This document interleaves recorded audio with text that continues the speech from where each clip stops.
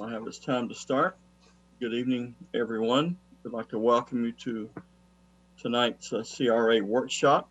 This is September the 17th, 2020. Again, this meeting is being conducted virtually. We appreciate everyone's patience as we go through this process.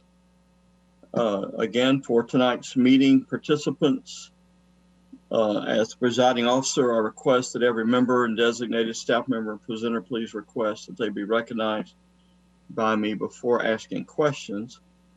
I will do my best to quickly recognize and call on you. All members should use the mute function and only unmute yourself when you seek to be recognized to speak or ask a question. Please remember that this meeting is, I think, being broadcast to the public. And make sure and eliminate any background noise or distractions that you may have at your location. With that, I call this workshop to order. And could we please have our Pledge of Allegiance? Stand together. I pledge allegiance to the flag of the United States of America, and to the republic for which it stands, one nation, under God, indivisible, with liberty and justice for all. Thank you. Madam Clerk, will you please call the roll? Chair Nathan Blackwell. Here. Vice Chair Lynette Matheny. Here. Member Dave Askew. Here. Member Chuck Cooper. Here. Member Keith Trace. Here. Member Joel Davis. Here. Member Dwight Loading. Here. Brings us to the beginning point of our workshop. Is there a staff member that is going to speak first? Mr. Mayor, this is Andre Anderson. May I be recognized? Yes, sir. If you would, please introduce our guest. Thank you. My name is Andre Anderson, Community Development Director, and this is our workshop on CRA basics. And I'd like to share with you first some information from our city attorney, just to remind the board that this is a workshop, therefore you are not able to make any decisions or make any actions or decisions at this time. It's merely a workshop for information purposes. Having said that, I would first like to introduce one of our two speakers tonight. The first speaker is Kim Breismeister. She's a principal with RMA and Associates. And RMA is a full service consulting and management firm which specializes in redevelopment, economic development, urban planning and design, and real estate and public-private partnerships, P3s, city branding, marketing, business attraction, and general management of CRAs. Both CRA principals have more than 30 years of experience in all aspects of community redevelopment, and both have served as president of the Florida Redevelopment Association. RMA has consulted for many cities and CRAs within the state of Florida, and currently provides CRA management and consulting services to multiple cities. This award-winning firm is recognized statewide as having a great deal of expertise in the redevelopment field. RMA, Ms. Breismeister, will cover the following topics tonight during her presentation to provide some fundamental background on CRAs and their purpose. She'll also discuss statutory updates and important notations in current policy regulations.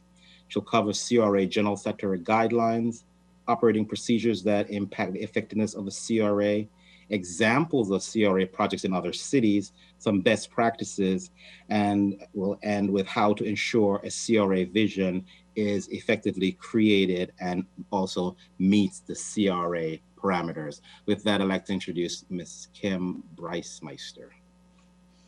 Thank you very much. I'm very honored to have the opportunity to speak with you all this evening. Hopefully, this will be a very interactive exchange, because you all have a very important role as CRA board members of taking your community forward using the CRA statute to do the things that you would set as goals for your community. So although there's structure to what this presentation consists of, I'd like to just lay a little bit of groundwork. And again, I very much welcome dialogue as we go along. If there's something that you would like to discuss as we go through these things, by all means, those kind of exchanges are usually very helpful. What we have seen, my business partner and I, and thank you for the introduction, have been in the redevelopment business for 30 years each. And the field is changing. We have noticed statutory changes in the last 20 years in particular. We've noticed the economic impacts that have changed CRAs, even how governments are structured, things that we can and cannot do, such as eminent domain used to be a viable option for CRAs, now they're not. So hopefully what I can bring to you and we can talk about tonight are real practical applications that matter to you and how to use those as decision-making points. At the end of the day, you have a tax base as a city commission, wearing that hat, and the tax base is what creates the economic stability in your city. Real estate is what CRAs are all about. It really boils down to something that simple, that is your economic health in your redevelopment district viable for growth, or are there problems you need to fix or not? So what we'll talk about as we go through this are real specific things that you might consider so you can make good business decisions that always come back to your tax base and your economic situation, because that's the bottom line. So the presentation and the discussion is laid out in a following format. We'll talk a little bit about the basics of CRAs. You all are CRA board members. I'm sure you're familiar with the statute. I'm not going to spend a tremendous amount of time on the nuances, but I'll hit on the important statutory provisions. But then I'll touch on the most used tools from the statute. In other words, how the state of Florida has used that statute effectively. There's a little bit of nuts and bolts that are important for you to know so that you stay within the guidelines, because if you step out of them, you can get into problems. And then have a very detailed example of walking you through a project and how it used all aspects of the CRA statute. And then we'll get into the periphery of what is not necessarily capital investment and the tools so much as your message, your brand. How do people think of your city? Are they going to invest in your city? If not, why? And then the last part will be the book that my business partner and I wrote of watching in the United States in general, but even throughout the world. There's some things that make cities more successful than others. And we all know it. We all travel around, or we look throughout the state of Florida, or we go to different cities. And there's some things that cities have that make them exciting or make people drawn to them. And there's other cities that just don't. So even those nuances are things that we can show that might make a difference, again, as you go through setting your redevelopment goals and how to get there. So on that, I will try to share the screen. And then I will pull up the presentation.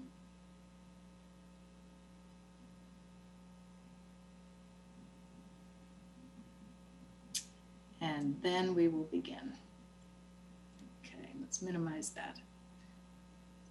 Okay, so like I mentioned, the first just 2 slides, just to stay at 30,000 feet. And just a reminder, obviously CRAs are dependent special districts.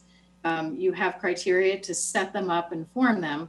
And they have to follow Chapter 163, Part 3, which is, of course, the state statute that manages the expenditures of the trust fund. What the most important thing to always consider if you decide to expand a CRA, change something within the CRA, et cetera, is there is a very, very important bright line of being a dependent special district versus an independent special district. And as long as you have your legal parameters in place and you have your financial, i.e. your trust fund in place, you will never have a problem that you can be challenged for the expenditure of your funds. So it's important, obviously we have the Florida Redevelopment Association, that's a great resource, but really just making sure that we recognize who to go to if we're going to make decisions about expenditures or legal decisions. And the dependent special district's an important one. Property values, I mentioned this before. What really matters to a CRA isn't so much we're going to put a facade on a building or we're going to bring in a new business, et cetera. It's really, have you looked at the ability of the statute to analyze where you're at with your valuations of properties and make sure that you put the programs and projects in place that are going to impact them? That's different than saying, I'm going to do a facade, I'm going to do a streetscape, et cetera. That's missing the connection to the valuation component of the CRA district and touching that you can utilize those tools, which we'll touch on later. And then obviously, you know, the main purpose of a CRA, and here you can see just an image of a before and an after of all those things I just mentioned. It's really not so much about the brick and mortar that's going to change the valuation of a building or the public improvements on a streetscape or a sidewalk that will make people come to visit somewhere more than not. It's really about making sure that as those decisions are made collectively, are they being incorporated in a way that are going to build a foundation to grow upon?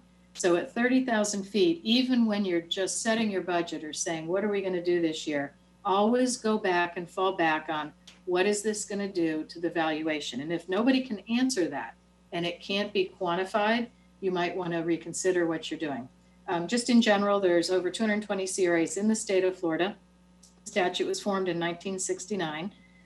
Most of the CRAs that got started in the 80s, it took a while. Miami Beach was one of the first ones that really kicked off the use of the statute. And South Florida had probably the most activity early on, a little bit in Orlando, Tampa, and then North Florida. But for the most part, late 80s, early 90s is when most CRAs really started to move forward. And today we are dealing 4 decades later almost with some of the statutory impacts from what those CRAs have done or not done. In summary, again, I'm going to stay at 30,000 feet. CRAs are administered by a board or an agency. You as the city commission do not have to be the CRA board, or if you're not the city commission, you can be appointed by them. And there are parameters as to who those members are. Most of the boards in the state of Florida are city commissioners. Again, they can be either individuals appointed and or there can be additions to those boards from outside members, i.e. addition of a county commissioner, et cetera. Again, very important, although there can be multiple districts, there's still only one agency. So this is a very long subject and I don't think it really applies, to the city of St. Cloud, so I won't get into it, but recognize there can be different districts. You can have 2, 3, 10 of them, but the agency itself, even though it has different trust funds and start dates and end dates, the statute itself requires that a city have one agency. They're trying to keep some consistency throughout for the management. Okay, we're going to touch on probably the 5 biggest uses throughout the state of Florida of the statute, and then we'll bore down a little bit deeper later on. Probably the things that you hear most about if you go to Florida Redevelopment Association conferences, et cetera, are either Main Street improvements, and that can be sidewalks, lighting, landscaping, it can be facades, it can be business attraction.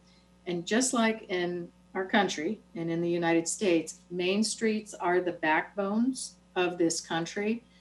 Main streets are the backbone of usually CRA investments and focus. That's a very good thing. The problem is that finding small mom and pop businesses or even finding the money to lay the foundation for these streetscapes and get the public realm ready for businesses is a challenge because there's not a lot of money generated from those kind of activities and it's very difficult to get started. So you have a chicken and an egg situation when you're using a main street to kickstart your redevelopment. You can do it and it should always be part of a redevelopment program, but most CRAs that only focus on Main Street will not generate the amount of revenue needed to get where they need to go. You have to identify within your district where you have the biggest assets that can create that economic valuation. So on one hand, very pro Main Street, focus on them, et cetera. On the other hand, it has to be one piece of where you're going. Streetscapes, again, are another very, very important part of capital investments that CRAs make. They probably are the low-hanging fruit in terms of having instant change. And it can be anything from making a safer pedestrian environment to creating an environment where sidewalk cafes or businesses would thrive. Complete streets are a new buzzword, really, in the last 10 years. Meaning that all forms of transportation, that's people walking, people biking, people in cars, buses, everybody shares, and it's a complete use of the street by multiple vehicles. But in order to do it correctly, you really need to make sure that those components are in place. So picture Main Street expanded when you look at your capital investment. And again, when you're setting your budgets and making capital investments, are those two connections between the businesses and the public realm going to create value?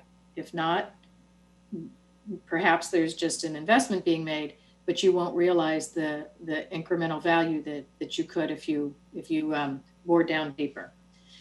Facades, again, this is the low-hanging fruit for a lot of CRAs. This is literally a before and an after. This is in Pompano Beach. And it's a typical 1970s, 1980s strip center, which is all throughout the state of Florida. They're in every single city. And they really do make a difference to put a little bit of money into the front of a business. If you want to just create the aura of having activity, it really isn't changing the economics so much as it's beginning to create a different environment.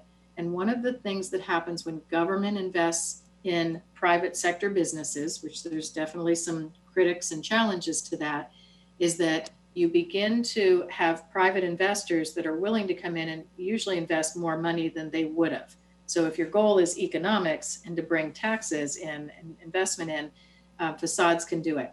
The one real important element of any kind of investment into private buildings is do not invest in anything that's not going to stay with the building. And an example is a restaurant wants to come in. It's okay to go in and put in air conditioning and the HVAC system, provide electrical into the building that's going to remain inside, tiles, flooring, walls, those things stay. But as soon as you start investing in operations, staffing, equipment, refrigerators that can move out in the middle of the night, things that are not part of the capital investment of a private building, that's where, again, you're back to risking using these monies to really generate impacts. So these are real obvious low-hanging fruits. I know you're already doing a lot of these things and you see the impact. I'm trying to connect the dots to make sure that it's a collective approach to redevelopment. Moving up, and there's two left, the larger ones, we call them P3s. That's a fancy word for public-private partnerships. And that simply, there's two kinds of P3s in the United States right now. One is based on real estate, and one is based on city-owned assets that a private entity will come in and build and manage and then lease it back or rent it back. And that could be a tunnel, it could be a courthouse, it could be a road. We're, in our world, in CRA and redevelopment world, we talk about real estate. So this is an example where the private folks own the land. It was a very blighted portion of North Fort Lauderdale. And there had never been anything this big. It was all little houses, little businesses, kind of like what I showed you on the slide before. That's what was up and down the street. And this was the first project of its kind in 2004 to be a mixed use project. Even the city of Fort Lauderdale, there's a big city in the state of Florida, and as short as 2002, they did not have a zoning code for P3s. So here comes this developer who's picking up on a building concept that's from definitely not in Florida back then. And they wanted to build this, and the banks didn't know how to finance it. The city didn't know how to approve the zoning for it. And they had to start creating a new environment for this use. Okay, well, that was, 16, 17 years ago. Well, what's happening to us today? What's happening today that's similar to this is all of a sudden, we're not shopping the same way. We're not going to the malls the same way. We're getting on our internet and we're getting on Amazon, and these packages are getting dropped off at our doors left and right. And we're starting, especially in the last 6 months with this COVID, changing the way that we're doing things. Well, that's going to change how your buildings are built, because all of a sudden, if we don't go to the stores the same and we're not shopping the same, what are we as a city going to do when all of a sudden Amazon wants to come and in that vacant big box, you know, Kmart or Sears or some corridor use, they want to put in a distribution center? Are you going to let them? You say, no, that's bad. We're going to have trucks. So I'm not solving that equation because each city's different. I'm proposing that if you as a city contemplate the future, you can start to entertain how to do smart private development partnerships that work for you. And this worked for the city back then. And they were one of the first ones that really did get the zoning and their act together to have good growth, and everything from how the building sits to the traffic to cars parking, et cetera, really made a difference. One of the final ones is your business attraction and initiatives. Sometimes events and markets, for example, might create an environment that people wouldn't have come to an area. And because they see a market, it can be a green market, it could be a farmer's market, it could be some kind of a flea market, it could be an antique market, a car show, things that bring people together that wouldn't normally come to an area generally can be built upon to grow an atmosphere of where businesses would say, well, I can picture having my business there. You have to be careful. The statute doesn't really allow an uninhibited use of TIF for events and marketing, but we have found them to be very effective as long as you stay within the guidelines of the statute. Okay, so those were 6 real specific things that cities throughout the state of Florida are using to promote redevelopment, and it's probably where 90% of the monies are going.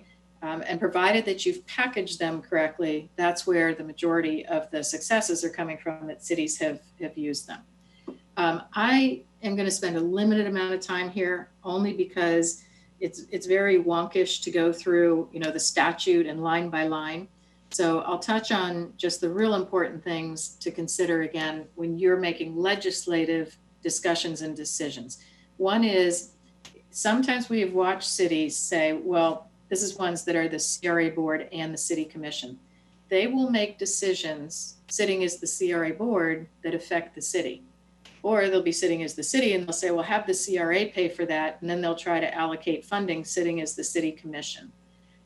Or they'll take something that has to do with a requirement for a submittal to the CRA, and they will follow a city rule. Those are really important things not to do.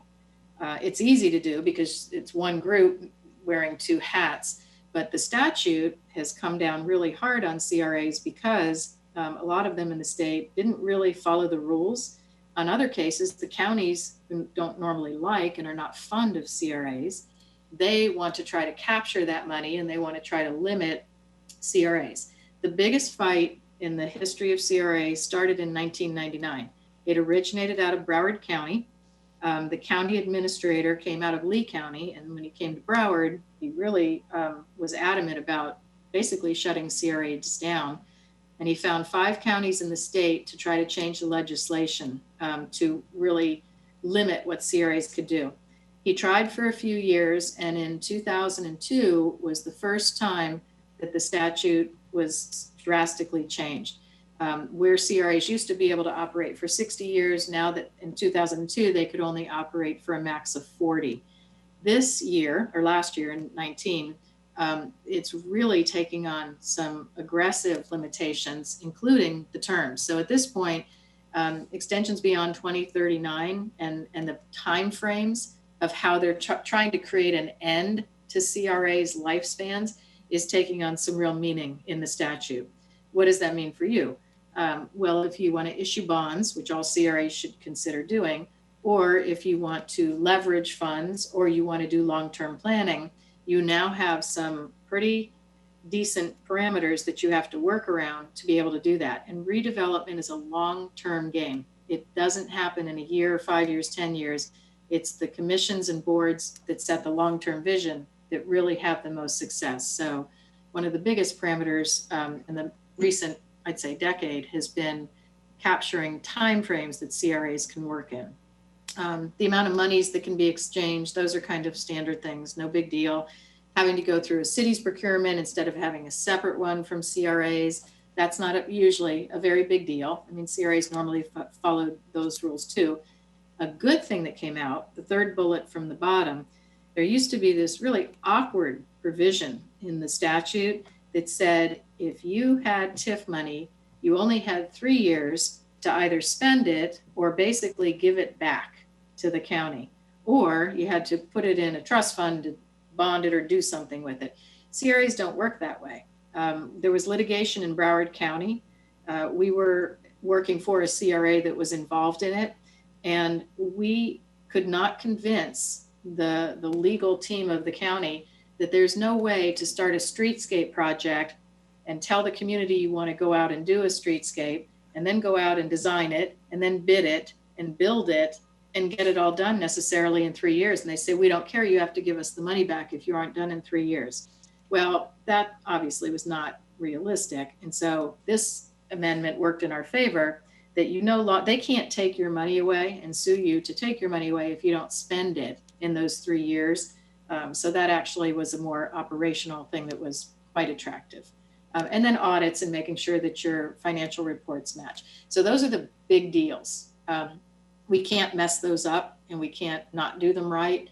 So those are the things that you really want to watch out for.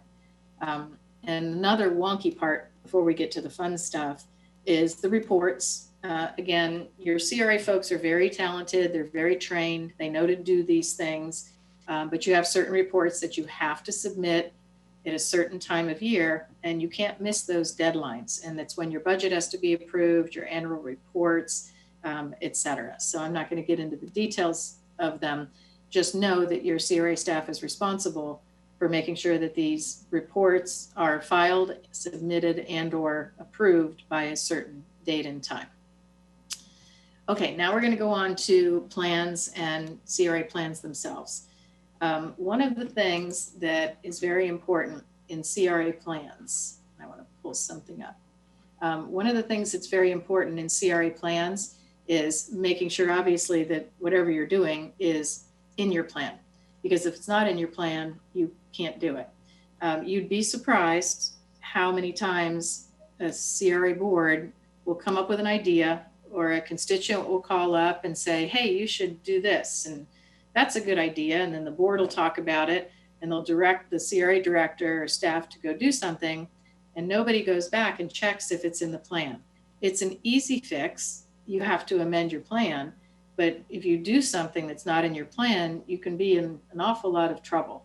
So it's real important that the gatekeeper of the plan itself is making sure that those things that you want to do are in the plan. The best thing to do is create a plan that just is very, very broad and open-ended and gives you a lot of flexibility. But whatever you do, make sure that it's in there. And there's also a desire, we see this a lot. I don't think I've ever seen a CRA that doesn't do this. They want to do things that they can't do and that just aren't quite allowed by the statute. An example might be a nonprofit calls up and says, hey, we have a Juneteenth event and we want to do this thing and you should contribute $500 to our nonprofit because we're doing great things. Okay, so obviously that's probably not in your plan. And the statute doesn't allow you to just write checks to nonprofits. Okay, what can you do?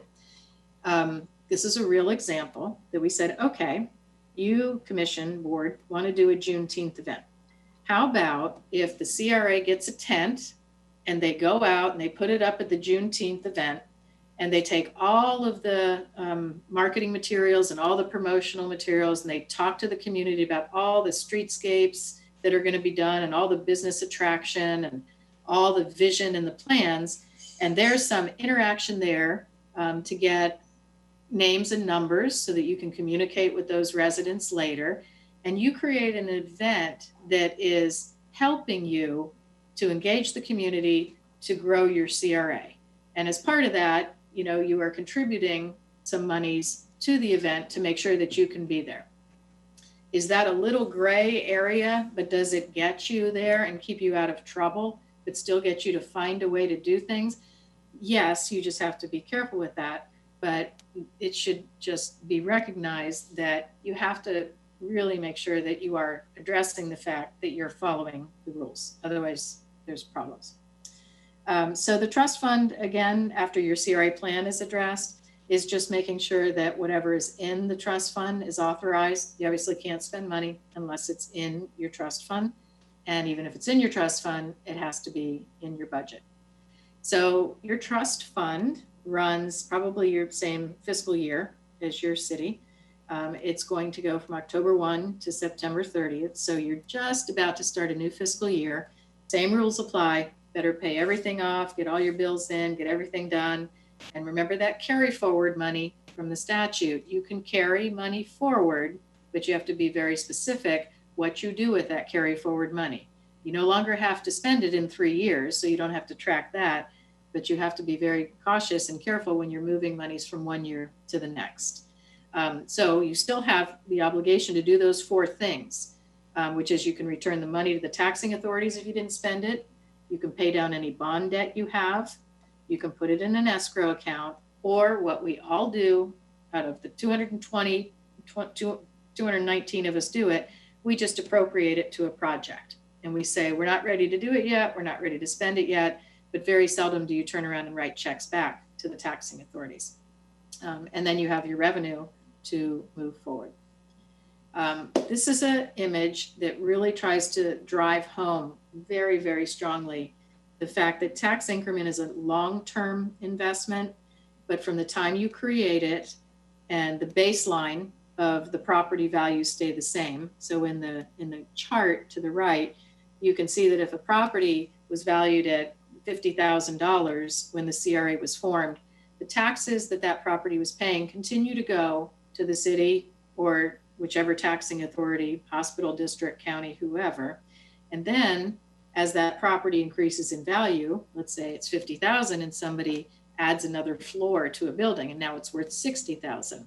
That's $10,000 worth of incremental revenue, and a portion of that $10,000 increase is attributed to the trust fund. Doesn't mean all 10,000 goes to it. It's whatever the millage of your taxing authorities are, and that portion goes into a trust fund. So the goal is to increase the value, hence that economic impact, so that over time, when you build the tax increment up and the CRA finishes and shuts down, all of those funds then go back to the taxing authority.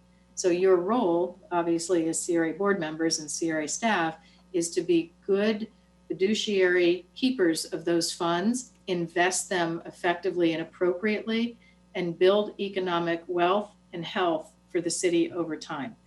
If you just sit on the funds and you do nothing, that yellow will go away. There won't be any increment, and the monies will go back and you will have lost the opportunity. So it's a very important chart visually to think every year, are we doing something that's going to increase that valuation or not? This chart shows you on the right, it shows you the true taxable value of what can happen in 1 year if a $50 million building's built. Not every city gets $50 million buildings. I mean, we only have probably 2 cities that do that. Other ones, you have a few $1 million building, or you might have one big project. But if you can find a very strong project that's going to have economic impact, you can see year 1, this $53 million project threw off $261,000 of tax increment. Well, that's huge. That's a tremendous, tremendous amount of money. But look down, and as you keep going down, it only took 20 years for that project cumulatively to generate $7 million.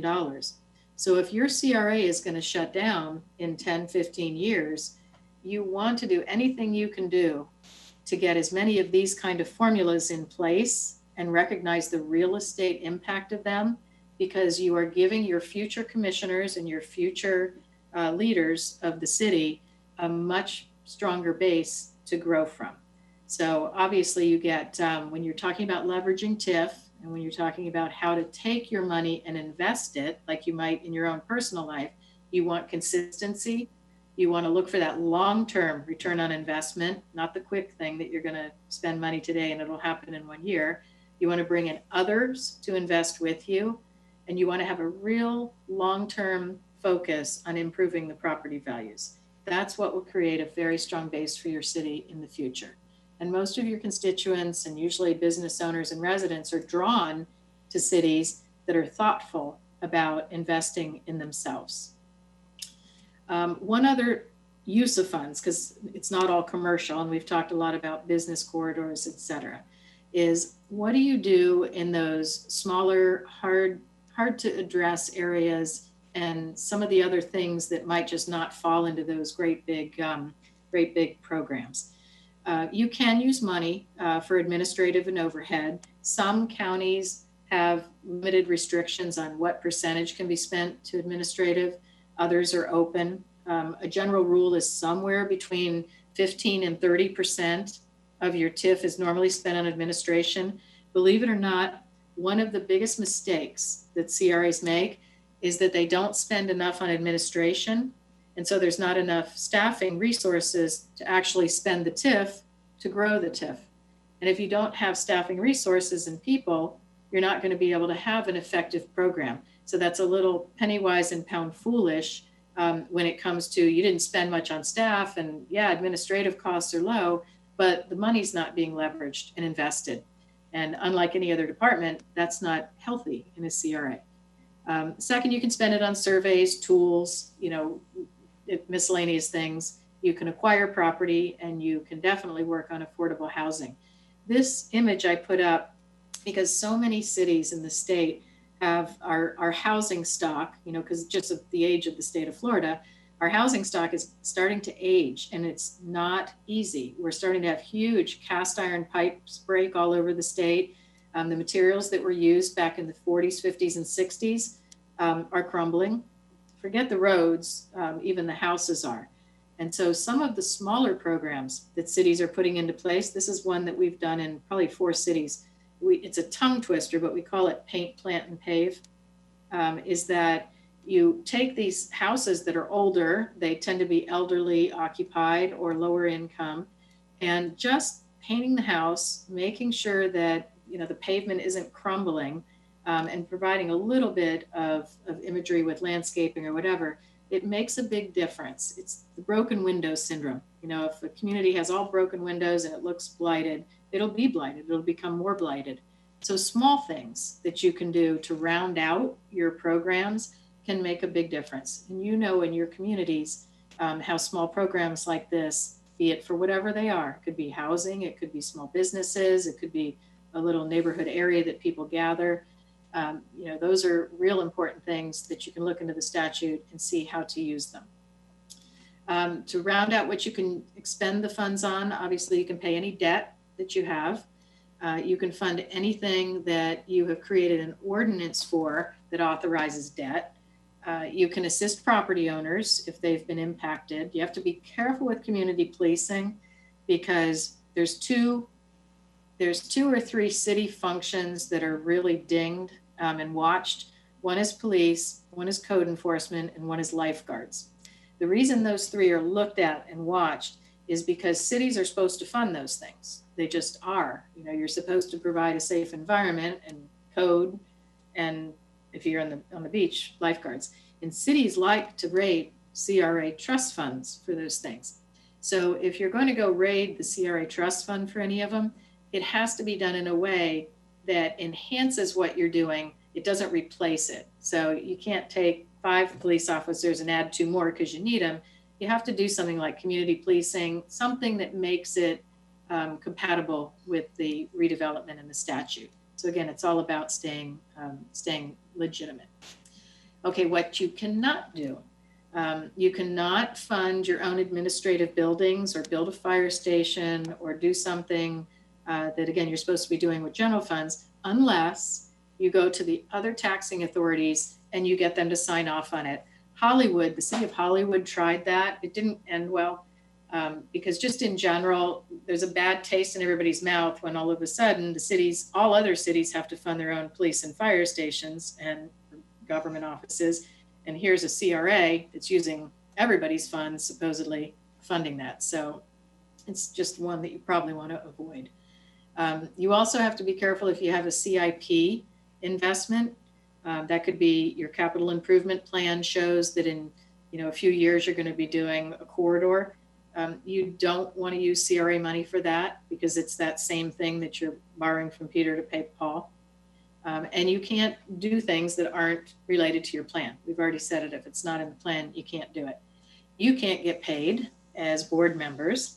You can't spend money outside of your district unless there's some kind of an interlocal agreement that there's just a project that's contiguous to something, and then you have an agreement and an arrangement of things that you can do.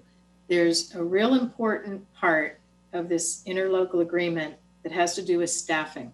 If you have city people that are working on CRA initiatives, or vice versa, CRA people that are working on city initiatives, there should be an interlocal agreement between your city and your CRA, and your lawyers should know this, and I'm sure they've protected you in it. You have to have an interlocal that spells out the rules of the exchange of personnel and the funding to go with it. So you can't just hand staff back and forth without having some kind of agreement between the two entities of the city and the CRA. Okay, so that kind of concludes the wonky stuff and the statutory things. I'm more than happy to go back and dig later if you want to. What I wanted to do is walk you through some real important operational things that you might want to be doing and show you how these things have transcended and taken a city through a major redevelopment, but how the pieces fit together. So on that note, I am going to go, I'm going to go through about 10 slides and walk you through how a city who didn't have any investment, they were blighted, things weren't happening, the community was frustrated, they didn't have very good public realm, the streets didn't look great, private sector was passing them around in one of the biggest markets in 04, 05 with the real estate market flying high, they got passed by. So we came in 2009 and we said, okay, one of the first problems is that you don't really have that long-term vision of where you want to go, and you haven't structured a financial plan to get there. So if you don't have a vision of a commission or a board, and you don't have the financial structure, and you don't have the staff in place to do it, if you don't have that direction in place, no one will follow you. So this is called a source and a use budget. We're more than happy, it's all public record. We're more than happy to send you copies of it. But you want to be really clear to the world at large what your sources of revenue are and what your expenditures are. And it's broken down into a few categories. Your sources of revenue, I'm a very, very, very strong bond proponent, because CRAs can sit there and do pay as you go. But if you have $1 million or $2 million worth of tax increment, and you can leverage 10 million and just use $1 million every year to pay it back, you want that 10 million invested now, because it'll give you tenfold the investment over time. So if you have a budget that has source and use, it's very transparent. The public can see where the money's coming from. They can see the sources. And then the uses are broken down again into 4 really specific expenditures. Operations are just that. How much personnel is dedicated to it. Now you see down below halfway through under uses expenditures, and then it says operations. There's a line called city administrative cost. There's that interlocal thing I was talking about, where this city pays, or this CRA pays $17,000 a year or $91,000 over 5 years to borrow staff or to use their procurement department. Then there's management and miscellaneous. So you want to be clear how much of your money's going to operations. The next is debt service if you have debt. And the next is your actual investment in projects. It's a proportionate thing, just like if you invest in the stock market or you invest in bonds or you invest in real estate, your budget needs to be proportionate to have a return. If you're not thinking of it that way and you're just making budget decisions, you're not allocating your resources in a way that are going to have a return. So it's not just setting budgets. We don't have time to get into the nitty gritty, but recognize when you're deciding where you're going to invest, you have to look for your city at what those investment proportions are to get a good return.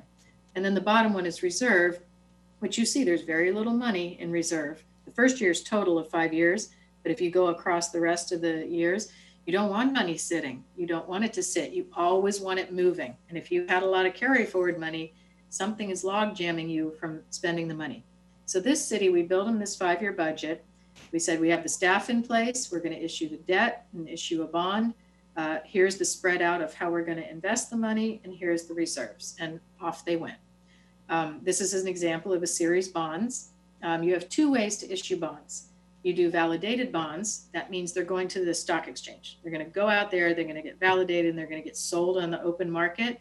And just like you, if you have bonds in your portfolio or your investment advisors or somebody says, here, buy a bond, these are the kind of municipal bonds that you're buying. The other way, it's called private placement. That's when you go down to your local bank or you go to a few banks and you say, I want to borrow money. And you have a financial advisor that helps you do that transaction, and you borrow that 10 million from a bank. It's cheaper, it's easier, but it's usually a little bit more expensive because, although validation costs are high, because you have more rules associated with it. So whatever path you choose, your financial folks can advise you on. But I guess I'm suggesting there's nothing dangerous, scary, or wrong about leveraging your TIF funds. It's a missed opportunity if you don't. You just have to make sure that you leverage it correctly. So this city had this tremendous asset. On the right side, you can see the beach. They had cars parked on the beach. There was clearly a real unattractive walkway going down the beach. Those are those old newspaper stands, from back in the 80s. And even though it was incredibly valuable real estate, there was just no investment coming in here. The condos were tired and worn out and nothing was happening. So we said, okay, and they owned a 5-acre site. You can't see it on either of these slides, but it was a surface parking lot in between all those condos, right down by where the pier was. So we said, okay, let's look at it comprehensively. Let's look at a full redevelopment program, and let's start with the public realm. So the surface lot, see this green space on the slide to the right, you see that green brownish area? That was a private owned lot that when the market fell apart in 2008, they couldn't build their condo. So we said, okay, we're going to lease it from you and we'll move the parking on the other side of the street. And then this particular streetscape not only added parking to the beach, because the condominium folks actually did not want parking. They were convinced there was going to be just people making noise and doing bad things in cars at night and all kinds of problems. And we eventually got them comfortable that you set rules, you tell people they have to leave after 10, 11, et cetera. And little by little, the change in the public realm, just the public realm alone, started to change how people functioned. And on the left, you can see the wider sidewalks, the people walking, the people strolling. It was probably one of the largest impact capital improvements that the city made that had that follow-up investment. But the elements and the things that happened in the park, on the beach, whatever, made the big difference. There was a kids water park and feature.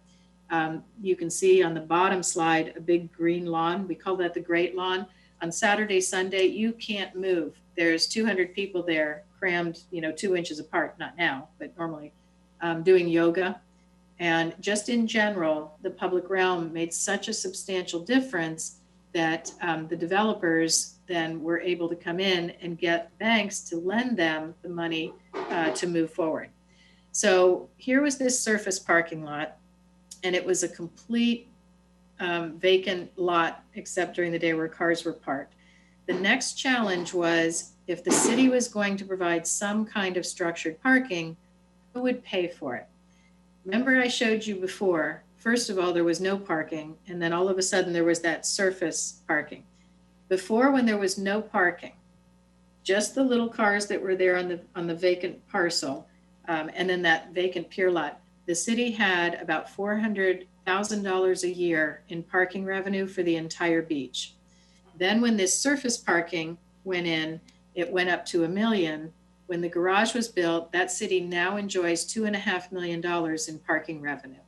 So part of that involved creating a parking enterprise fund to not only build the garage and fund it, but its layered approach to feeding off of the capital investment that happened on the street that brought the parking garage, that brought retail on the ground floor. So there's that big vacant surface lot that the garage is now sitting on.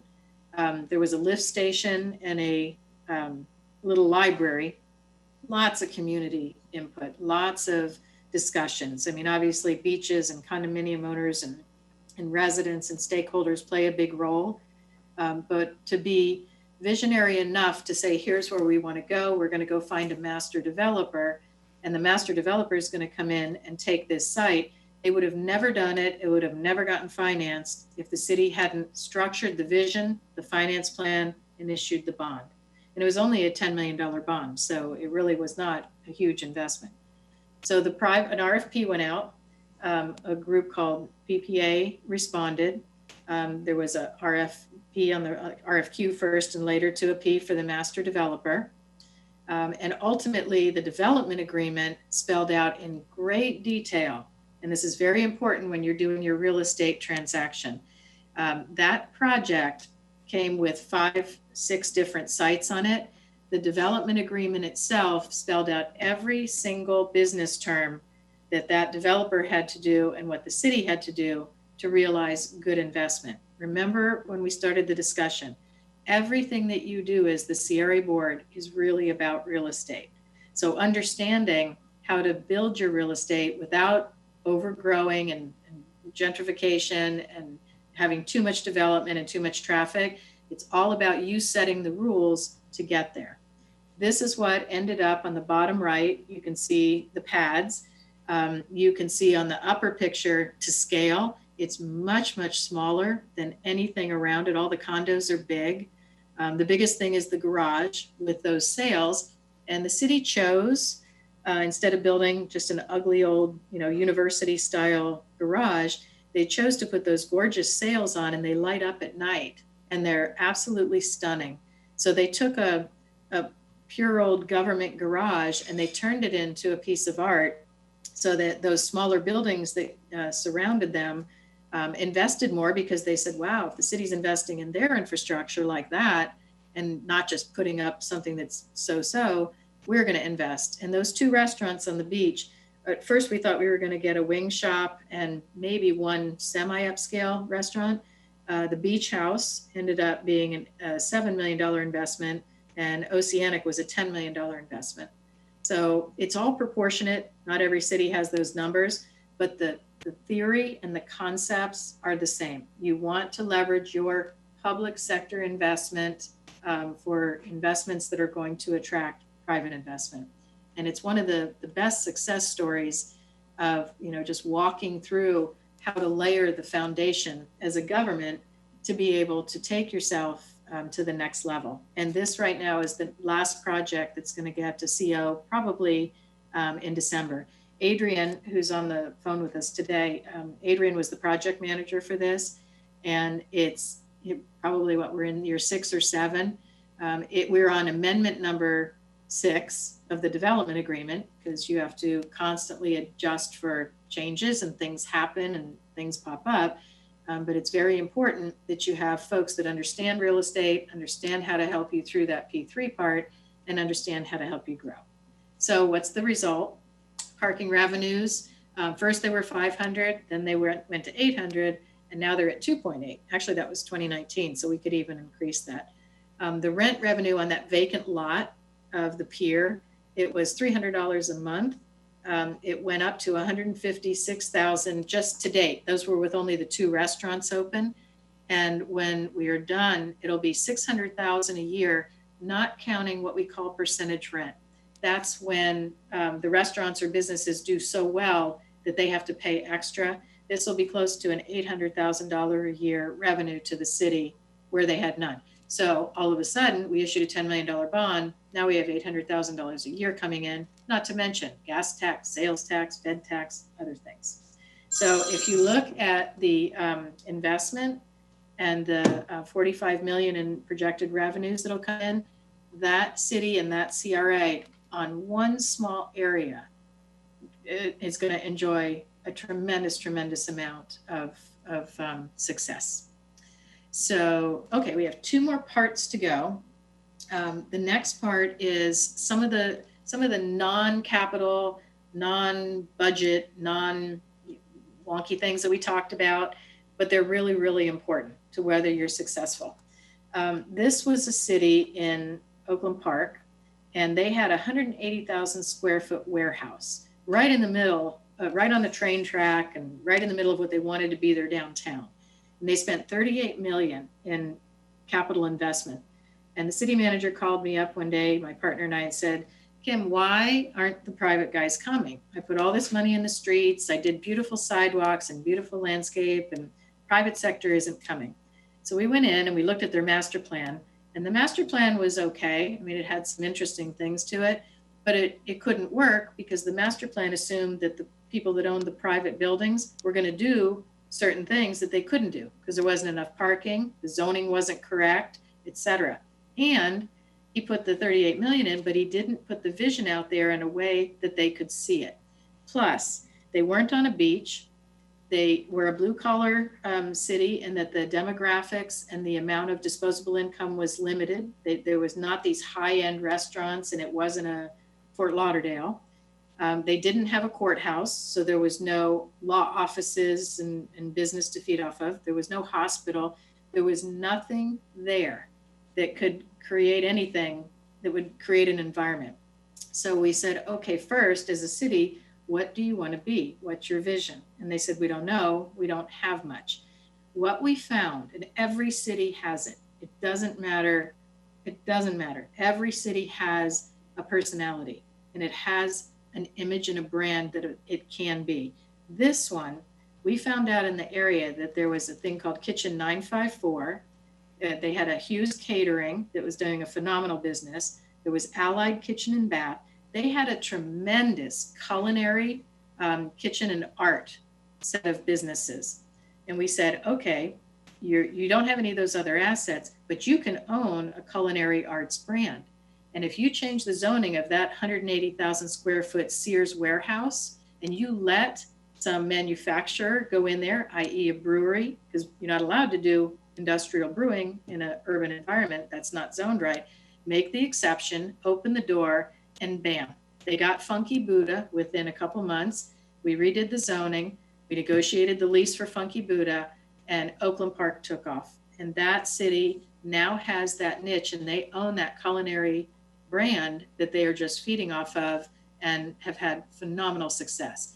So the vision, what is St. Cloud? What's your vision? Can you describe it? And is it sent out in a way that is palpable, that everybody knows what it is? It's followed up with branding and marketing. This is Lauderhill. They had certain colors, they had certain themes. Their demographic was largely African American. They really had specific targets that they wanted to focus on. You build to your brand, and you create your images and your collaterals and your materials that say that.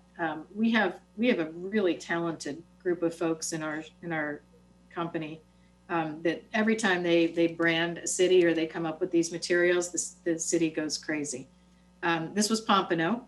This is another part of Pompano from what I showed you before, but they're doing an innovation district, which they're trying to attract, large scale development. And it's not just brochures, sometimes it's banners, sometimes it's other things, but there's no question, innovation district rolls off of everybody's tongue right now. Commissioners, elected officials, public, everybody knows about the innovation district. This is North Miami. Wayfinding, again, you can just see the theme and you see the excitement when people start to recognize and feel the consistency and the comfort level of wayfinding. These are all important CRA things to do. Cities tend not to do them collectively quite as well. And CRAs are always focused on, is this going to make an investment that makes a difference? Okay, the very last part of this presentation is the book that my business partner and I wrote.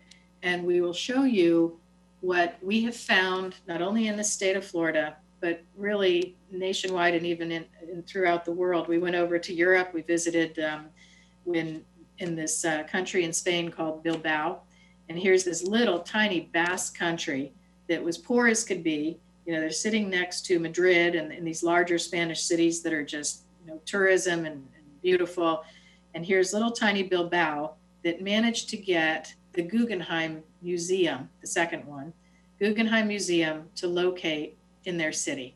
And how did they do it? It was all about, they had every one of these elements in place. So as we go through this, these are where we talk to cities and say, if you have these elements in your operation and in your city, you will be successful. If something's missing, you might not.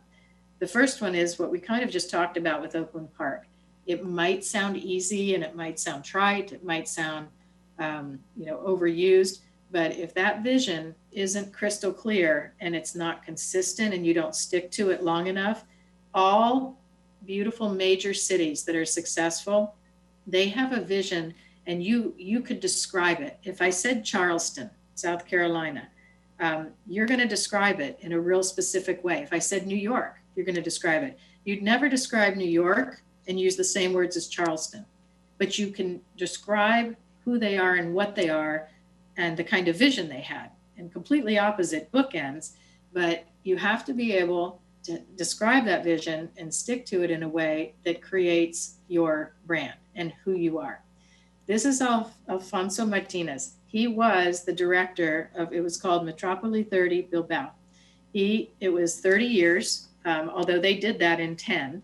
And he was the one that was responsible for not only having the vision, but for making sure that the leadership and the politics stayed on track long enough that no matter what could happen, that vision of Bilbao was going to change.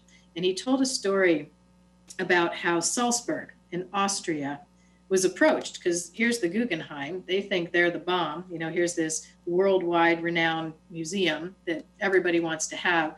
And they went to Salzburg, and the mayor of Salzburg says, well, you know, we have music and we're an art community, and maybe we do the museum here. We would put half of it underground and we would put the other half here. And they kind of patted the Guggenheim on the head.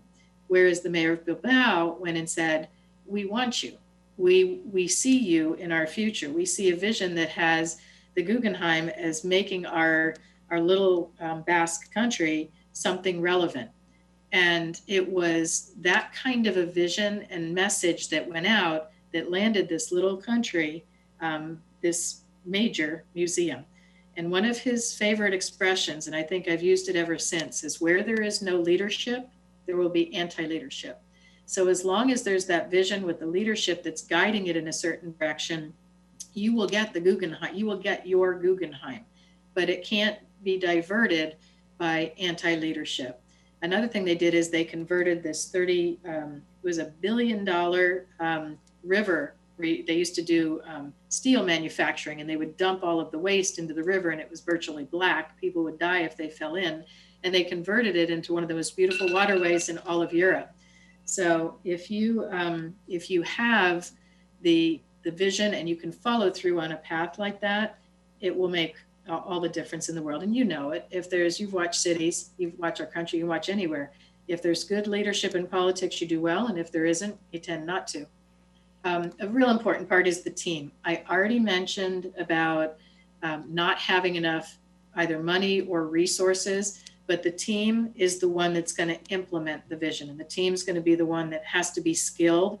9 times out of 10, CRAs can't afford to hire a full team in-house. You have to usually have a combination of an in-house team and a group that is going to manage the day-to-day, and inevitably they're going to need some support and consultant and advice for those nuances that have to do with all the things that we talked about. And it could be a financial advisor, a branding consultant, it could be somebody real estate, whatever it is, you want the perfect combination that you can afford.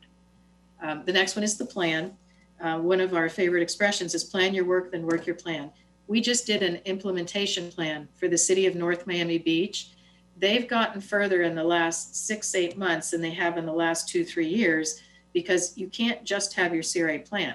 You have to have an implementation plan that's detailed, it's specific, somebody's working the plan. Every month they're reporting back to you what's happening, and it's moving things along. So there's a big difference in a master plan in a redevelopment plan. Implementation, like we just talked about, is all the difference in the world. One of the interviews that we did when we were writing the book is we went up and sat with the mayor, then mayor, he's since retired, but he was the mayor for 40 years, which is kind of unique. Most cities don't have that, but Mayor Riley walked over in his office and he went to his bookcase and he pulled off the plan that they had done 20 years ago. And he said, I pull this out every week and I look at it and we update it all the time. But he knew that plan and he had the vision and he made sure that implementation was on the top of everybody's list every single week. It wasn't a question of we got a plan and it got lost. If you don't implement, you won't get there. So he's definitely one of the biggest role models of how to do that. We've talked a lot about private investment. I saw Owen's slides, and I think it's great. He's going to get into some nuances of private investment and valuations and percentages. But really the main message here is making sure that you are leveraging your money correctly and allocating the resources in a way that you attract private investment, because it's all about real estate. That's all that really matters at the end of the day. And then finally, financing it. I showed you a page out of our financing plans. Again, I'll be more than happy to pass that on. We produce those for cities. You can do it yourself, but they're really, really important because you have to find the money and you have to chase all options of money, grants. You can form business improvement districts. You already have a TIF. You can create parking enterprise funds, but understanding the plethora of the financial arena that you're in this real estate redevelopment field will really go a long way. And then finally, coming full circle, once you get there, you go back and you reinvent again. The city of Delray and to a degree, the city of Orlando and Tampa and some of these other cities, even Mount Dora, some of these cities have already gone through cycles. And once you do, you reassess, you go back and you start to reinvent again. It's a continuous cycle, and don't miss the little things, that maybe you got away from as you were developing. So in summary, that I hope gives you a little bit of an overview of philosophy, but also real practical uses of TIF and how it's been used in other cities. And I'd be happy to answer any questions. That was certainly an excellent presentation. Do we have any questions? Any comment?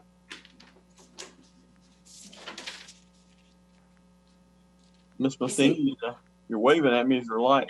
There you go. Sorry, every time the screen switches, everything drops off of my screen for some reason. So I was trying to get it back up to unmute it. So thank you so much for that presentation. I've been asking to get some training in CRA for quite some time. So I'm really, was really happy to hear all that information. A lot of it, I was like, lights were going off like, oh, we should do that. We should do this. But I guess I had a couple questions as, one, you were talking about the community redevelopment plan. Mm-hmm. And we do have plans, but I was wondering how specific they're supposed to be. Like, does it need to be, does the plan need to say this particular building we're going to do something with? Or is it just like, we're going to take care of blighted buildings? Like, do you need to have, like, what level of detail do you need in the plan? It's my first question for you. Excellent question. No, you don't have to be that specific, and nor do you necessarily want to be. You want to say, for example, that one of your goals is to assist in the revitalization of commercial buildings. And you're going to do that potentially with some kind of financial assistance or other. And that gives you total flexibility to do whatever you want to do. And you might say, we might create incentive programs or others. If you want to buy land, you'd say we're interested in land acquisition, but you don't call out the parcels. So you just, as long as you are saying you're going to do those things, you're fine. What you can't do is go help a building and do some kind of a facade improvement if you've never mentioned in your plan anything at all. So be very, very broad, but specific enough to give yourself some leverage to say, yes, we meant to do that. Okay, perfect. And then my next question was about, I know you kept saying, make sure you're creating value, like that's like the big, kind of catchphrase. So I'm wondering, as a city, and you know, you were saying like, oh, try to go find something that's going to have the your, you know, the city's biggest asset, and that's going to have the biggest, you know, like you're, and I don't feel like we do a great job at that, and maybe we do, and I'm missing it. But you know, how do you figure out those projects? How do you kind of come up with this is gonna spark this improvement in our community? I'm always like, what do we have to do to turn the corner and start the fire? You know, it's like, how do you go about selecting the appropriate projects? That again, you're asking probably the most relevant questions that have to do with you getting on track to go the right direction. That one's harder than your first question, because that's a little bit of art. That's where you almost have to be from our field to know where you're looking. You have to know what you're looking for in order to find it. If you don't know what you're looking for and you're going around and saying, is it this little Main Street area? Is it that vacant lot? Is it that guy that owns the, you know, deserted building down the street? Where do I start? The answer, the real answer, without getting too complex, is that there's two things that you want to be looking for. Where is there opportunity that it's feasible? If there's a guy that owns a building and he's a slumlord and he owns a whole strip center and he's not a player. He's not going to deal with you. He's not going to get along, whatever. That's probably not a target that you want to go to geographically or location wise, because you're going in an uphill battle. On the other hand, if you have a neighborhood or a cluster or a small pocket of businesses or anything that can be churned into something, and your gut tells you it's there. I mean, we normally can see it. We can go into a city and it doesn't take us a day. We see the assets, and then we start looking for obstacles or opportunities. But you instinctively probably know where you have good opportunity for that kind of economic growth. It's just a question of boring down that next level, looking at that real estate asset, looking at that area, figuring out what to do with it. That innovation district that I showed you, when Chris and I went into Pompano, this real just 4x4 block area. It was real blighted and little tiny buildings on it. And we said, that's their gem. That's their little gem. And once we started describing it to them, just like the Oakland Park, everybody said, yeah, I see it now. So you probably already know where you think it should be. You might just need, you know, somebody to help you firm it up a little bit and make sure that, again, you've identified problems, because if you're not going to get there anyway, just don't spin your wheels, or opportunities that are in and around those areas that you think might be opportunities. Okay, thank you. Mm-hmm. Having been to several CRA conferences in other cities and then seeing what they've done, one of the things that seems to be a common thread, and at least on the things that I've seen, has been the impact of the arts. Mm-hmm. You know, when you bring in the arts and eating establishments, there's something about that combination that really attracts the next generation and millennials, and it's very significant. Has that been a common experience mm-hmm. from your perspective? Absolutely. Culture and arts is almost a must-have. For the sake of time, we didn't weave too much of that in. But one of the first things we did tell this one city that I gave you a few examples of, we went around, and back to Commissioner Matheny, your comment, we went into the city and said, you know, you don't have one art store, you don't have one gallery, and you don't have one cultural facility. You are just void. You got to fix that. And we went and bought a building in that little area I told you about and turned it into a visual art studio. It was an old hotel from 1930s. And all those 10 little hotel rooms upstairs are now little art facilities where they're, you know, doing things in, and downstairs is the gallery. And in the African-American neighborhood, we had another old building. We turned that into a visual performing arts. And then we helped them build a $20 million cultural center. They are now on the cultural map like they've never been before. So again, you are spot on. If there is something cultural and art related as part of your overall program, it'll pay off in droves. Anyone else? Mr. Askew? Thank you, Mayor. Kim, I can't pronounce your last name, so thank you for the presentation. It was fantastic. It's really hard as a council person to let the public know, like we went into a possible purchase of a dealership, which is right in our downtown area for under $6 million. And I'm sure the other council got it too, but we ended up getting a lot of slack from that. And I tried to explain what the CRA is, and they didn't understand. I'm like, there's money set aside so we can capture this blighted area, possibly turn it into a great commercial area, thus for the city. And we tend to get that a lot. We purchased a pub, we turned around, sold it. We didn't really make a big profit or anything like that, but I see the success of even the pub because I stop by it almost daily to see what they're doing. And it's just really hard to educate not only possibly future council, people that are sitting on CRA, that you really have to take that hat off and put another hat on when you're talking about purchasing stuff for the city or the CRA. So it's just, that's the challenging part, I guess, of this. And I appreciate all of the insight you gave us. You're not alone. I would say your jobs, that's probably the most frustrating part is, you know what you're trying to do, but CRAs are hard concepts, first of all, to, get your arms around. And then the public is, well, what are you doing with our money? It is just a constant communication and messaging thing. We create flyers and brochures and we just inundate them with facts.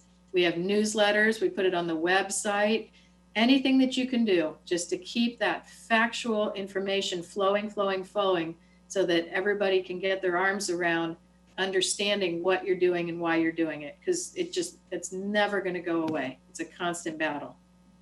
Well, we appreciate it. And this council seems to be very open-minded to a lot of things. So I'm just, I'm hopeful for the success for the future for purchasing. So good. Thank you. Absolutely.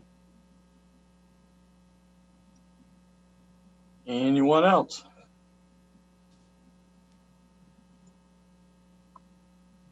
Well, you've certainly done an excellent job, and I'm looking forward to the next portion of this presentation. Thank you, sir, and thank you very much, board, for allowing me to join you tonight. And I'm very bullish on your city, so I think you're going to do great. Well, thank you. We may be calling upon you to help us. As We're you've already here. done. We're here. All right, we'll listen in. Andre, what's next? Mr. Mayor, yeah, may I be recognized? Yes, you may. Thank you. Our next speaker is from GAI Consultants. It's Mr. Owen Bige. He is a Senior Director of Economic and Real Estate Advisory Services. Owen teaches real estate finance and has been instrumental in the development and dissemination of the Florida Redevelopment Association's Redevelopment Certification Program. A little bit about his firm. GAI Consultants is an employee-owned company that delivers award-winning engineering, planning, and environmental expertise to energy, transportation, development, government, and industrial clients worldwide. GAI's accomplished specialists are dedicated to earning clients' trust. They approach every initiative with enthusiasm and integrity, delivering multifaceted services to meet the greatest challenges. Owen will be talking about on the following topics: funding projects based on our current economy and in general, the future on CRA redevelopment. So I'll turn it over to Owen Bige. Well, it's good to have you here. Thanks, Andre. I'm going to try to share my screen and see what happens here. Is my screen up for everybody? Because yes, it is. You can put it in the PowerPoint mode. About to put it on slide view here. So are we there, everybody? Yes. Okay. If I can add one thing in this transition between Kim and myself is her firm and our firm in some respects do similar things. I think what unites the firms in their similarity is that both organizations have people whose careers have been built on redevelopment.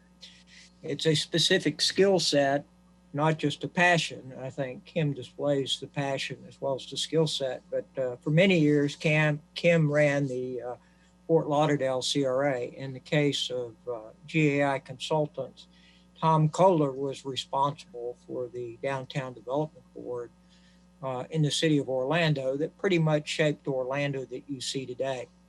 I think the part about my presentation that's important is dealing with the fundamentals of finance. As Andre indicated, I do teach real estate finance at UCF.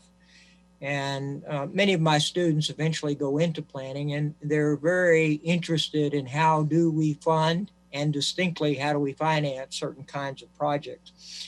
And you're going to see in this presentation that we have a whole bunch of obstacles that are more than either the absence of developer interest that confront redevelopment agencies, and frequently they involve issues or considerations that maybe we didn't even know existed.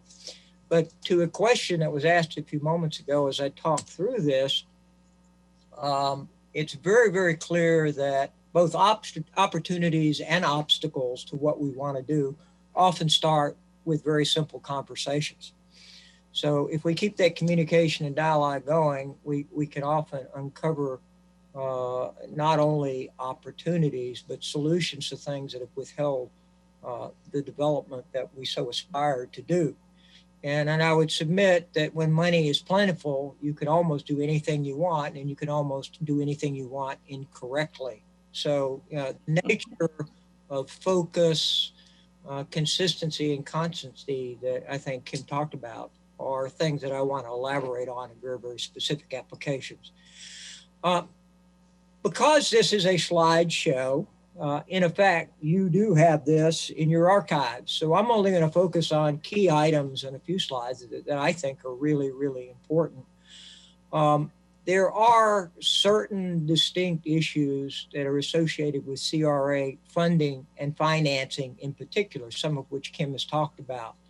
The options that you have to apply or can apply inside the boundaries of community redevelopment area are actually quite a bit different than what you might employ for a conventional real estate project, even though, as Kim points out, it really is about real estate.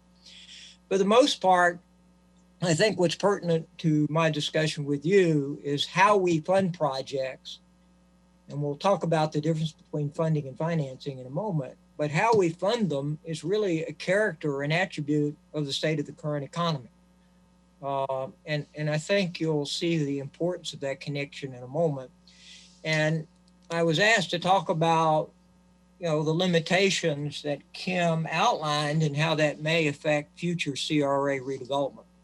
So I've put this presentation together to give you a notion of what the highlights are, which become the takeaways that maybe we can come back to in more detail if we don't have time.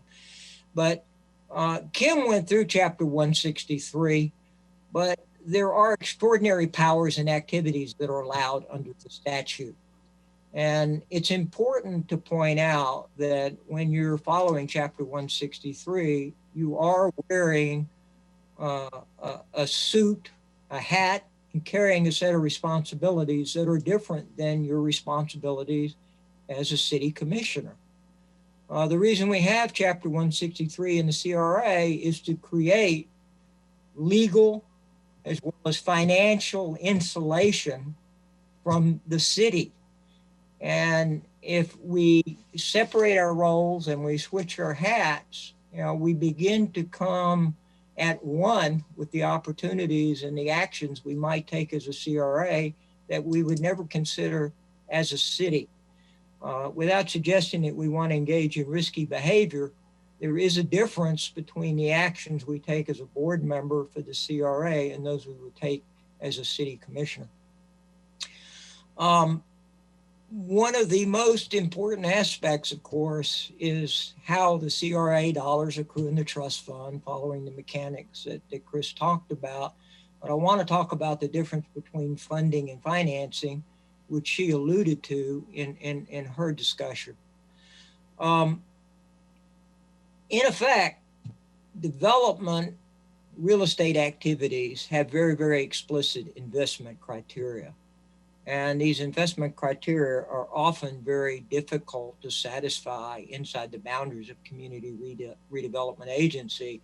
So when you think about the appeal, the development, and the strategy, I think consistent with what Kim has pointed out, these arrangements need to be very, very carefully targeted. And not only is the market for redevelopment difficult, I think you have to accept the notion that the financing itself is challenging.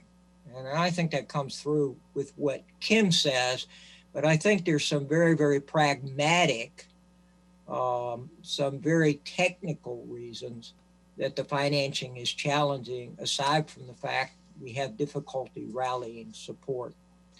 One thing that Kim did touch on that I want to emphasize is, except for the most wealthy agencies, most organizations tend to work on the basis of money in and money out.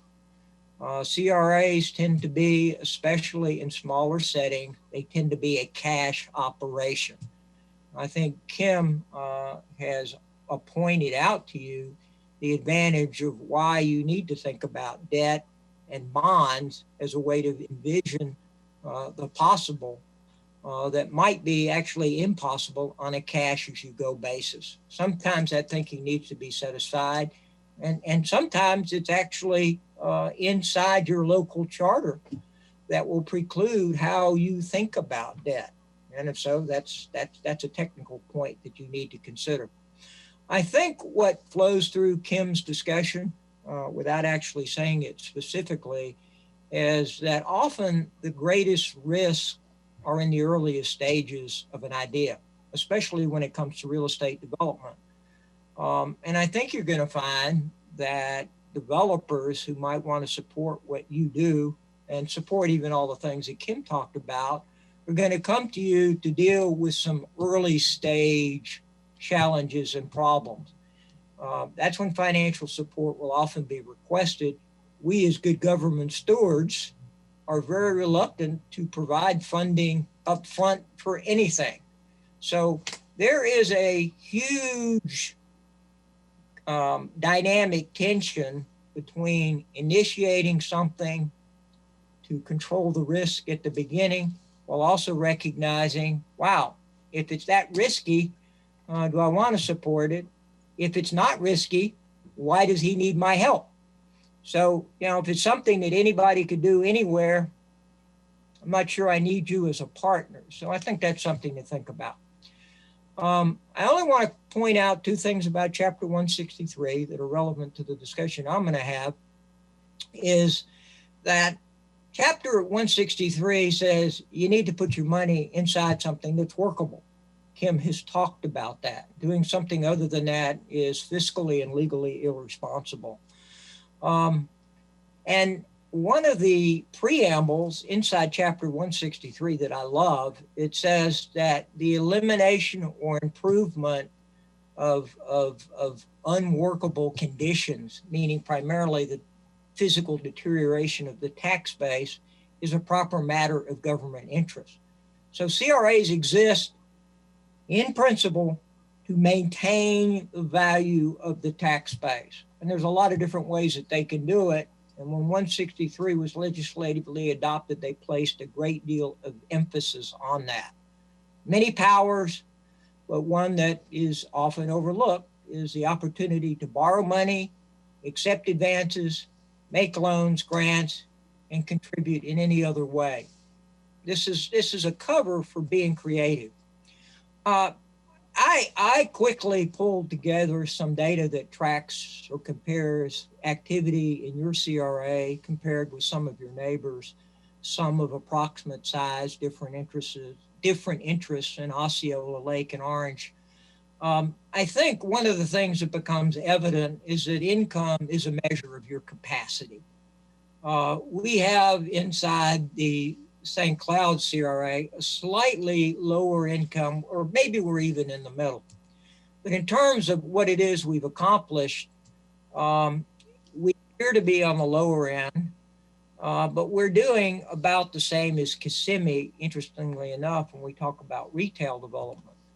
I think, though, that when we compare ourselves to Claremont, and we compare ourselves to Coe and Winter Garden, looking in the last column in particular, I think you'd find remarkably that we're a smaller town CRA in terms of, activity. We've actually, at least prior to COVID and probably some economic slowdown, we have probably done fairly well and probably need recognition for the fact that we drew our boundaries well and we're able to grab activity and identify it. Similarly, another major indicator is how much of your tax base is quantifiable between residential and non-residential. And you'll see some interesting comparisons here that we inside the CRA have a pretty high percentage of non-residential value compared to everybody else except the city of Ocoee. And it is often this non-residential tax base that we believe we want to amplify, build upon. And so rightfully so, a lot of the activity tends to focus on this non-residential activity. The question I was asked is, what do we look like in the future? I mean, my crystal ball is probably a little bit spotty. I don't know that it's better than anybody else's, but I think there are a few observations that are worth making and that I am publicly on the spot for, not just here, but in some other settings where I'm working. And that whatever things appear to look like now, I mean, you sort of have to take the bag off your head and recognize that Florida has really always excelled in periods of disruption. We've had recessions in the 80s. Some of us are much older than others, principally me. I can tie myself back to the 80s and the recessions of the 80s. I can tie myself to the recessions of the 90s. I can look back and be distressed about the concerns of 9/11. I can be concerned about the recession that we went through from 06 to 09. And in most cases, while we retrenched, we also reloaded and rebounded. And an astonishing number is from the second bullet. Since 1980, the state of Florida has literally absorbed the entire state of Pennsylvania. I mean, that's an astronomical number. In 1980, Pennsylvania, I think, was the fourth largest state. Since 1980, we have basically taken that entire population and made it our resident. And because of the growth in the I-4 corridor in particular, we do represent one of the largest population and economic centers in the country. And when you view it at night from a NASA photograph, I mean, the outlook is absolutely astonishing. What I think we can also envision, particularly like the rebound from the recession, or the period of the recession followed by the rebound, that there is going to be a decline in commercial valuations. The residential base is largely insulated. So while we want to focus on non-residential, it's the residential that is probably going to be the more insulated for the next several years. And the reason I bring all of this up is you have a fairly short-term sunset that you're dealing at or looking at. You are set to expire in a few years. And if there are some declines that occur in this very, very short term, it might be difficult to reclaim and reposition what it is you want to do. Towards that end, I wanted to talk a little bit to another thing that Kim mentioned, which is why we might think about debt. A lot of my students, I'm always going to use my students when I want to say things that are less than attractive. All of my students confuse funding and financing. Funding, bonds are not funding.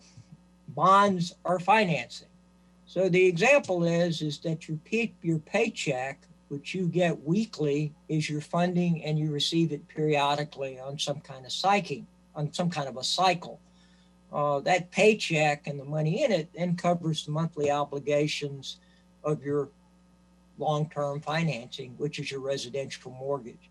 So in this vernacular, the receipts we get from the CRA become the funding that enable us to do some creative financing that looks out over the longer term that might actually extend beyond the date of the sunset, which on a cash in, cash out basis, we don't have the opportunity to really work beyond the sunset date of the CRA. So I think one of the scary things on this slide is simply the bottom, is that public projects typically require the highest rate of return. The lowest rate of return to make a project saleable is an existing project that's throwing off a certain amount of income. Land development is one of the highest. We need a 15 to 30%. But shockingly, we get into the public side and our development allies or partners are often looking for higher rates of return because of the risk, the complications, and often the uncertainty. So these are measures of investment quality that I always look at. I don't need to go through all of them, but the big ones are both the income, the certainty of the income, how much risk and appreciation am I going to balance?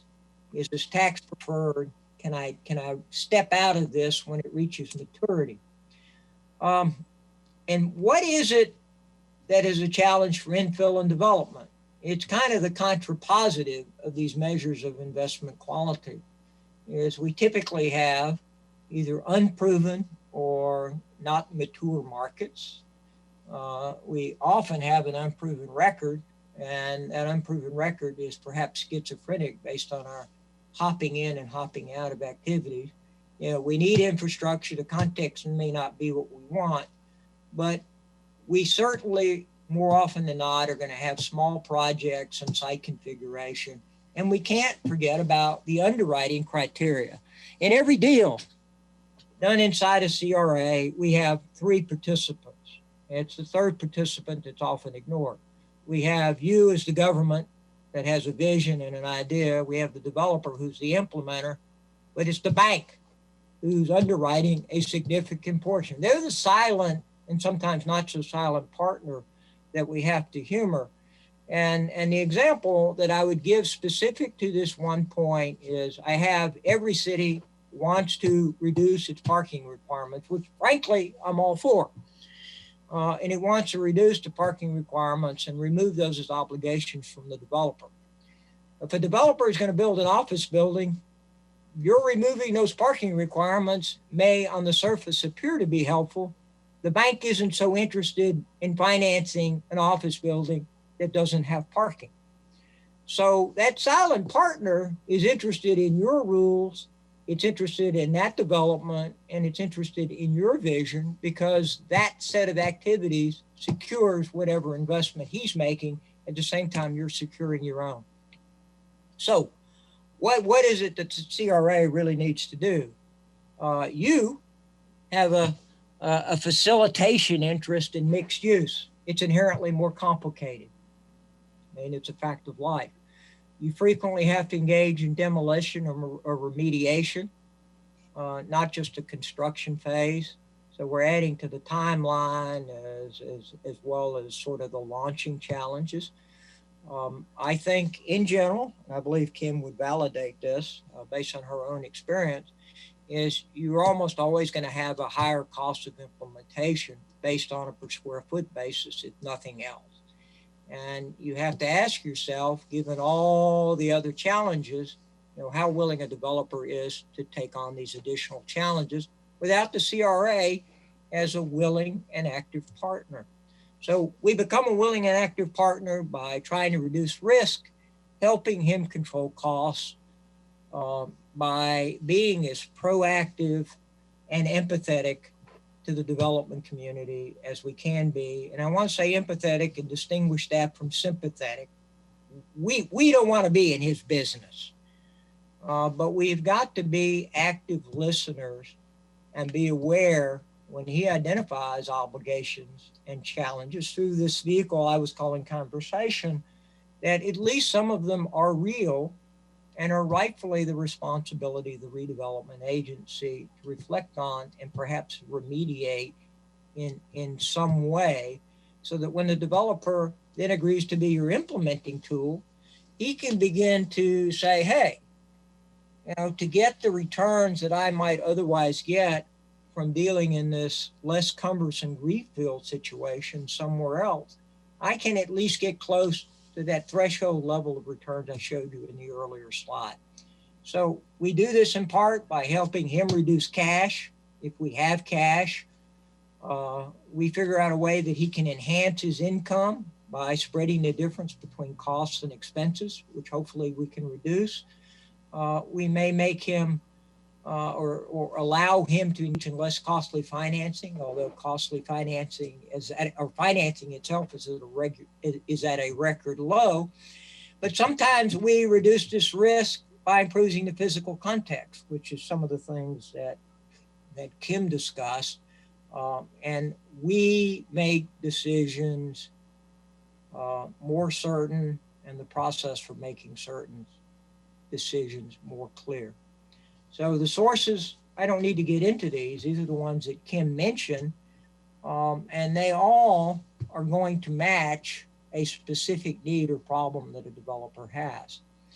But I think it's a good idea to point out that while we are often dealing in a cash in, cash out environment, we don't only need to think about money as being the equivalent of either funding or financing. There are things that we can do, like credit enhancement, for example, that don't necessarily require us to lay out money, but do facilitate the developer's access to money.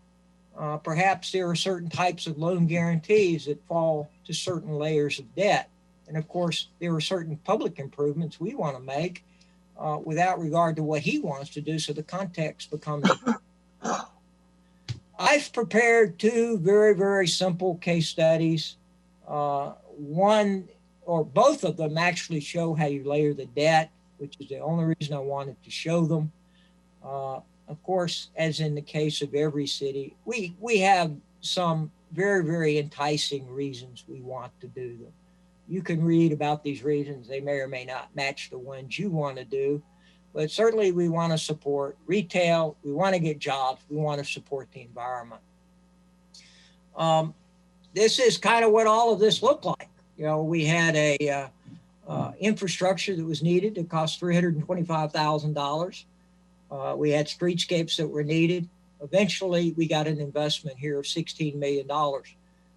So we were able to get, in an 8-to-1 ratio, by layering these things, a 112-room hotel that conformed to pretty stringent design criteria. One of the most visible and large projects that I've been involved in the last 15 years is City View. Very visible, exiting was South Street into downtown Orlando. We have a shortage, or had a shortage, of Fortune 500 companies, and it was worth it to the city of Orlando to try to rally around this project. What is true about this project, it is literally the only true mixed use in the city of Orlando, in the sense that it combines multiple uses. It's not just an office building. It is not just retail. It is just not an apartment. It also involves a lot of public facilities. There are very, very few examples that have been able to combine all these, all of which have their own layer of debt, all of which have their own legal challenges, which I don't want to gloss over. We mix uses, we mix legal instruments. Can it be done? Absolutely. Can it be done on a ground lease, like the Fort Lauderdale example or the Pompano example, I think, that Kim talked about? Absolutely. But each time we do something that's more than a use or a simple building, we exacerbate and complicate. This one required an investment of $60 million. It brought all of these together: increments, CBG, SHIP, low-income tax credits, money from the Utilities Authority. but a very critical tool was housing bonds. So long-term financing that went well beyond the period of the CRA, supported by some secondary pledges to make sure that all of these finances worked out. A lot of takeaways here. We have we have very few restrictions. We're asking for creativity in 163. But the strength of unleashing those powers has a lot to do with what's inside our market or what it is we want to achieve. Those dictate the nature of the development and the financial strategy, which comes out of those kinds of conversations and active listening. I think we have to believe that valuations are going to decline. I don't think it matters how much they decline. That is a true statement. So to the degree they decline and to the degree you're looking at a sunset, that is a challenge that you need to be managing now to avoid stress on the CRA. Real estate development in the CRA is a risky proposition. Your job wearing this CRA suit of armor is to help control those risk considerations. And whatever this long-term financial vehicle may be, it does depend on continuing funding. And typically that's going to result in the allocation of resources from the CRA. Risk and reward, multiple filters, public sector, private sector, timing, absence of timing, those are the things you not to have. I think where we are most disturbed as public stewards is that real estate development doesn't really appear to be that transparent. Okay, I'm not going to argue that. It isn't. But on the other hand, while it is less than fully transparent, the risk-reward relationships that drive development, they're fairly easy to parse with the appropriate expertise working on your behalf. It's not for the faint of heart, and it is for the schooled and the wise. And I mean, there are a myriad of firms available to you to help you walk through the critical path necessary to get the goals you want, for the developer to get the retired returns he received. At least today, while we're sitting here, I have people telling me that we have equity, not with a W, we have equity requirements of 30, 40% today that are not uncommon. Will this pass with the ending of COVID? I think it will. But until we get there, at least some thoughtful thinking is on hold. I think that's it. I think I've tried to stay to my deadline and outline. I don't know if you have questions for me. Again, this will be available for you. You're certainly welcome to call me at any time to chat. Well, thank you so much, Owen, for your presentation. Does anyone have any questions?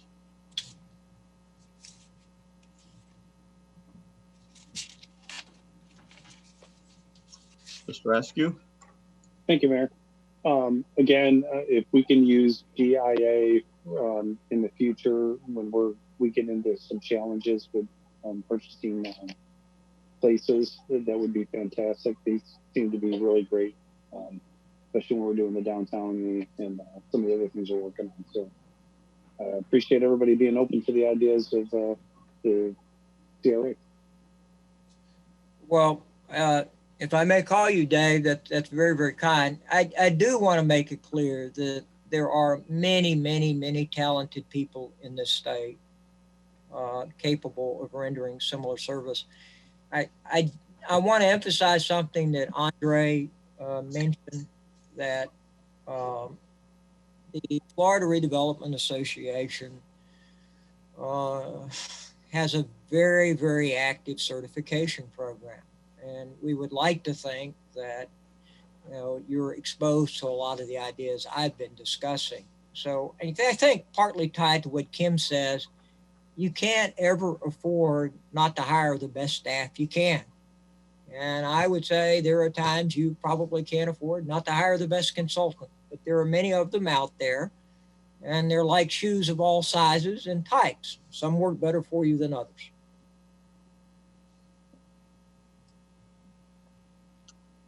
Are there any other questions or comments? Andre, do you have anything else for us? Mr. Mayor, no, I do not. I want to thank both Kim Briesmeister and Owen Beich for taking the time to present the CRA basics and the financing strategies for us during this workshop. And we will continue to work with the Florida Redevelopment Association on other training opportunities, as well as continue to invite the CRA board to attend the annual conference, because their conference is full of a lot of good opportunities for training and to continue that whole program. I do want to just point out then, back to what I said earlier at the beginning, that since this is a workshop, no decision can be made tonight with regard to any action or future promises of work or assistance. We obviously have to go through the RFP process in order to hire any consultants that you may find of interest to assist the CRA. So just want to point that out. Well, I don't think we're going to hire anybody tonight, but we appreciate you bringing that to our attention. I doubt that anybody, if I might, Mayor, I would like to make an unsolicited nonprofit commercial announcement. Yes, sir. Totally nonprofit, has nothing to do with me. Andre said that he, would encourage you to attend the FRA conference. Yeah, I want to also encourage that. But we do have some board members in many cities that also attend the FRA training classes, where the various subjects that were discussed today by both Kim and by me give you extraordinary detail that lasts far longer than and are far more useful than what we could convey, not just in this workshop, but in any workshop setting. So, I mean, that's something to think about as well. Sure. Thank you. Right, thank you. Mr. Sturgeon, do you have anything left? Are you still here? Yes, I'm still here, Mayor. Thank you. No, I have nothing to add. I'd like to thank both the presenters for their excellent presentation. Right. And we do thank you for your presentation. Thank you for all of the information and the training. With that, we come to our information section. Our next CRA meeting will be Thursday, October the 1st. And there is no other items on our agenda. We will now be adjourned. Thank all of you for being a part of our workshop tonight. Thank you. Thank you. Thank you all.